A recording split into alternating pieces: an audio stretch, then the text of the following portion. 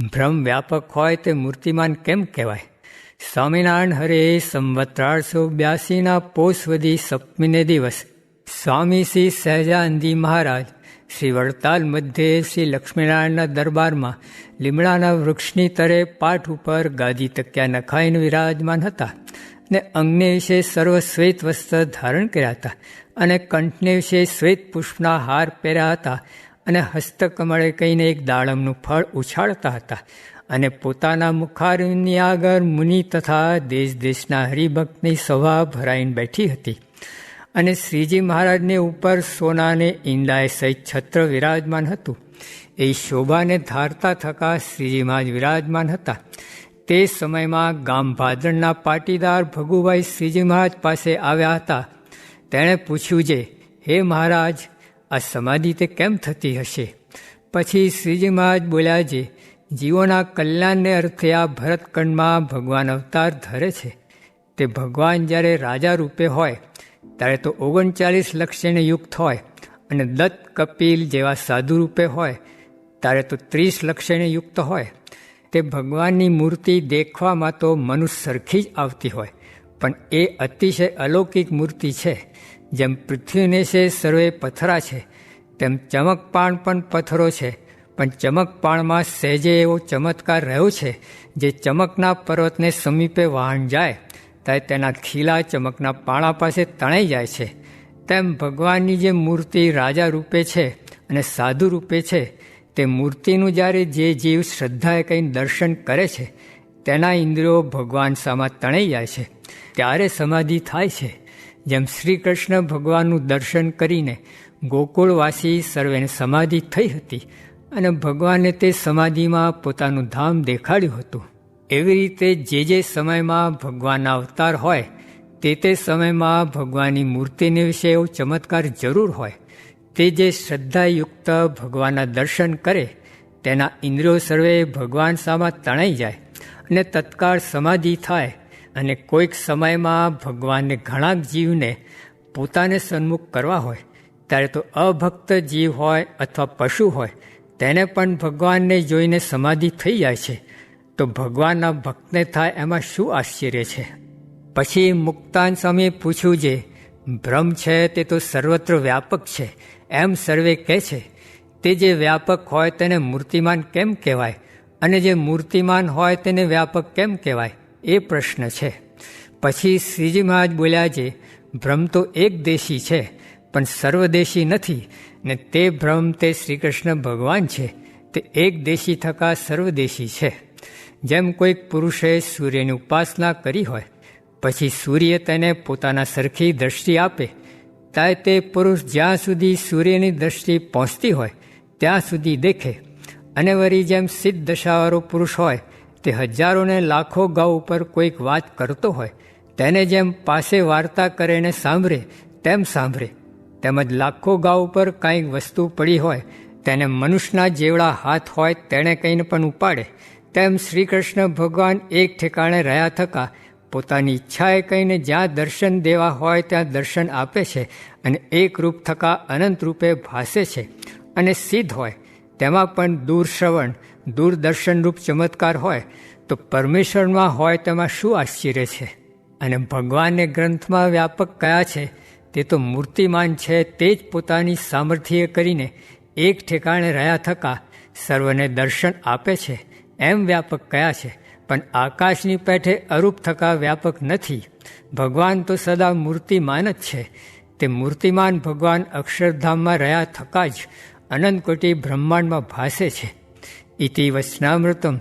એવી રીતે વડતાલ પ્રકરણનું 13મું વચનામૃત જે તે થયું. ભગવાન તો પોતાના ભક્તની રક્ષા કરવામાં જ બેઠા છે. કેની પેઠે? તો જેમ પાંપણ આંખની રક્ષા કરે છે, ને હાથ કંઠની રક્ષા કરે છે, ને માવતર છોકરાની રક્ષા કરે છે, ને રાજા પ્રજાની રક્ષામાં છે, તેમ ભગવાન આપણી રક્ષામાં છે. સ્વામિનારાયણ હરે સ્વામીએ વાત કરી છે, 5-10 વાર સ્વામિનારાયણ સ્વામિનારાયણ નામ જાણે અજાણે લેશે તેનું પણ આપણે કલ્યાણ કરવું પડશે ને આખા બ્રહ્માંડને સત્સંગ કરાવવો છે. સ્વામિનારાયણ હરે સ્વામીએ વાત કરી છે, પ્રથમ પ્રકરણનું 63મું વચનામૃત વંચાવીને મહિમાની બહુ વાત કરી છે, આમાં કયું છે એમ સમજાય નહીં, તેથી જીવ દુબળો રહે. પણ ભગવાનને પ્રતાપે કામ, લોભ, સ્વાદ, સ્નેહ ને માન તે સર્વે સમુદ્ર જેવા છે, પણ ગાયના પગલાં જેવા થઈ જશે. માટે આવો મહિમા છે તે સારું કોઈ દિવસ જીવમાં દુર્બળપણું આવવા દેવું નહીં. ને લક્ષ્મી તથા ભગવાન તો આપણી સેવામાં છે. કેમ જે મા બાપ તો છોકરાની સેવામાં જ હોય, ને આપણે તો જેમ કરીએ તે થાય. પણ જાણીને દબાવી રાખ્યું છે, ને આ પ્રાપ્તિ તો મોટા ઈશ્વરને પણ દુર્લભ છે.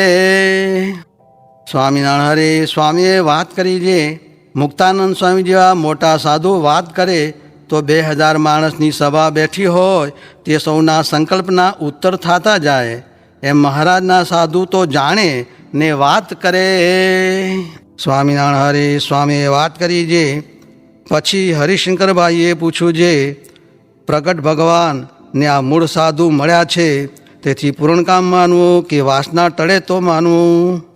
સ્વામીએ ઉત્તર કર્યો છે, નિશ્ચય થયો એટલે વાસના ટળી ચૂકી. માટે પૂર્ણકામ માનવું ને આજ્ઞા પાળવાની રુચિ રાખવી. ને અસત દેશકાળે આજ્ઞા લોપાય તો પણ તેને વિઘ્ન નથી. સ્વામિનારાયણ હરે સ્વામીએ વાત કરી છે, લાખ કરોડ કીડીઓ નીકળી હોય તેમાં નાની મોટી જણાતી નથી. તેમ મહાત્મ્યથી મોટી દ્રષ્ટિ થાય છે, ત્યારે સારો નરસો વિષય દૃષ્ટિમાં આવતો નથી. ને દેહધારી હોય તે ભોગવે તો ખરા. સ્વામિનારાયણ હરે સ્વામીએ વાત કરી છે, જે વડે આ જગત છે તેને કોઈ ન જાણે રે. ભગવાન મનુષ્ય જેવા થાય તેને જાણ્યા તે સમાધિ છે, ને ધર્મનું અંગ પણ તેનું જ છે. એવા સર્વે અંગ તેમાં આવી ગયા. ને વાતું કરેથી ઘણાને નિશ્ચય થાય, માટે વાતું કરવી એ અંગ અધિક છે. વિહદ વગાડી વાંસળી તીખી નવતમ તાન, 14 લોક ધૂની સાંભળી છૂટ્યું શંકર કેરું ધ્યાન.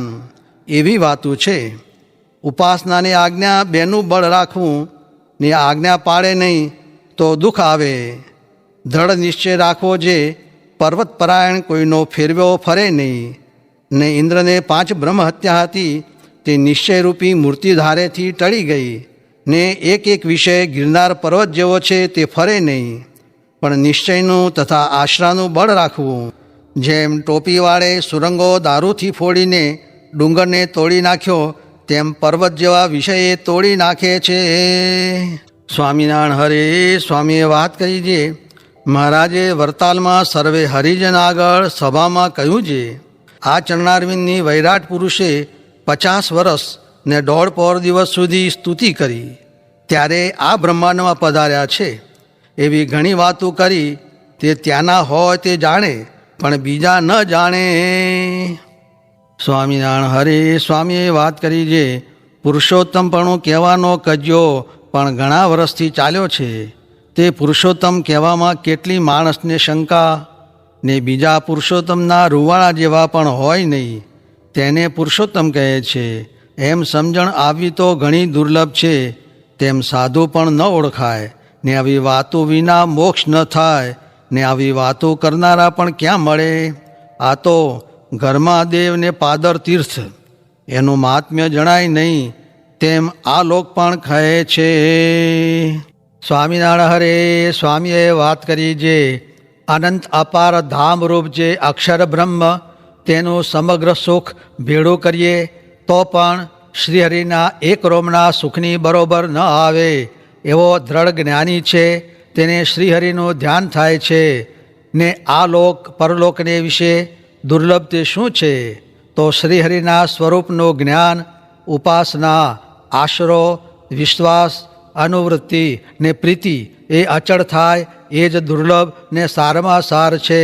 ને મુક્તાનંદ સ્વામી, ગોપાળાનંદ સ્વામી, નિત્યાનંદ સ્વામી, બ્રહ્માનંદ સ્વામી એ આદિક સાધુ ને સત્સંગી અનેક શ્રીહરિની ઉપાસનાએ કરીને પરમપદને પામી ગયા. ને પ્રથમ ઉત્પત્તિકાળને સમયે અનંત કોટી બ્રહ્માંડના જે બ્રહ્માઓ, તે જે મહાઉગ્ર એવું જે તપ તેણે કરીને ભગવાનને રાજી કરીને પોતાના મનોરથ સિદ્ધ કરે છે. તેમ શ્રીહરિનો જે મનુષ્ય ભાવ, દિવ્ય ભાવ નિર્ગુણ સગુણપણું, સાકાર નિરાકારપણું, કર્તા અકર્તાપણું, અન્વય વ્યતિરેકપણું, સ્વભાવ, ગુણ ને નામ તે જેમ છે તેમ નિર્દોષપણે જાણીને તથા એમનું જે સ્વરૂપ છે તે પણ શ્રવણ મનન નિધિધ્યાસ ને સાક્ષાત્કાર વડે જેમ છે તેમ યથાર્થ જાણીને તેનો દ્રઢ આશરો કરવો, તે રૂપી જે તપ તેણે કરીને ભગવાનને રાજી કરવા.